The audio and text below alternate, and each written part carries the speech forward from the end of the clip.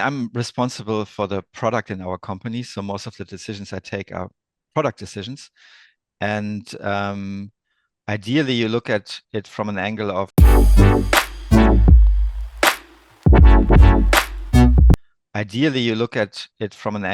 what do our users want, what's in their best interest. The second angle to look at it is what's in the interest of the business. And ideally, those two are aligned, but they don't always are aligned. And then, you have to weigh them against each other.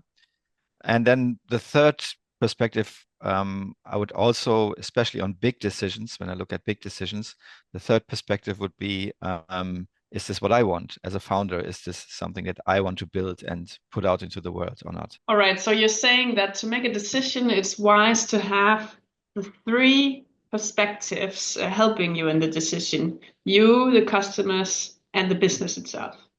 Yeah, there are probably multiple additional perspectives, but I would say these are the three major ones.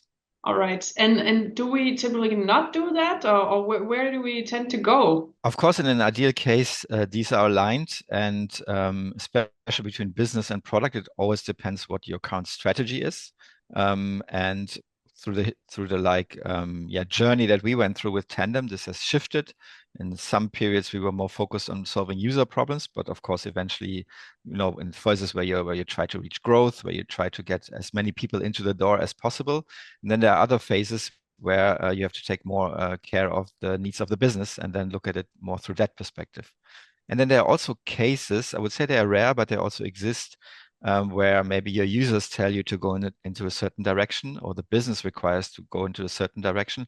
And you have then to check, is this actually something that we as a team or me as a founder want to build? I mean, it sounds almost trivial to say, make something that people want is a Y Combinator mantra. And of course, you should not build things that people don't want. But yeah, we had on our journey also to take certain directions where users were kind of drawing us in one direction, but we decided as a founders team or as a team that this is not the direction we want to take the company. All right, so what I'm hearing is that this taking on the three perspectives is wise, but sometimes and naturally the business will have you focus more on one perspective at another phase, another one, a third phase. Maybe it's all about the business, and that's fine. So it's not some rigid decision structure, but you should just be aware that there are these three elements that you should consult in a way. So let me hear more about what happened when you decided to do what you wanted to do and not what the users wanted to do. Yeah, so goes back quite a bit in time, the time before we actually launched Tandem. Tandem was a pivot from a product we had previously.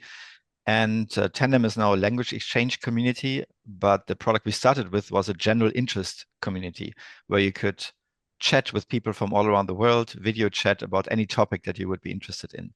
And yeah, people simply used this for use cases that we didn't want to necessarily support. Not sure how much into detail I have to go there. So we eventually decided to put in a process where you have to apply to become a member of the community. If you would and then yeah, go through a process where we also rejected a lot of people. And if we would have just blindly followed our users, we would probably not have done this and ended up with a very different product than what Tandem is now. Okay, so do you think it was a good decision back then, consulting also yourself, or should you have thought more about the users? Um, there's a lot of talk about product market fit and what that is, but I believe there's also something called product founder fit. And if we would have gone in this direction, we would have lost our product founder fit.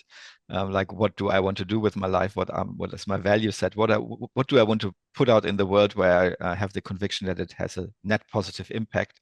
And I guess if you lose product founder fit, you also lose a sense of purpose in your business and all these things that are going to carry you through, also the hard times to believe in that what you're doing is meaningful and yeah, has a net positive impact in the world. So what is best for the business is sometimes just what is best for you, so you actually stick with the business in the first place. Yeah, you could see it like this. Yeah, yeah. All right. Do you use this kind of thinking in all three terms on a daily basis as well, or it doesn't just happen fluently to you? I think especially this founder's perspective only really comes into play for big decisions. Most day-to-day decisions that we make, it's Usually more that you have to look at it from a user and from a business perspective, especially in product. In other parts of the company, marketing and so on, it might be different. But for product decisions, these two are the most important. And then maybe for the big decisions, those that come rarely, but they have a big impact on your trajectory, taking the founder perspective or the team's perspective is crucial as well. All right. So I think maybe the daily advice here is actually to practice the different, taking on the different perspectives available and seeking them out actively. Yep, definitely. Yeah. Get aware of your biases as well in all of these directions. Question, look at data, try to validate, and look at decisions from different perspectives. Excellent. Well, thank you very much, Tobias, and thank you for following your heart so that we have a tandem today. Thank you.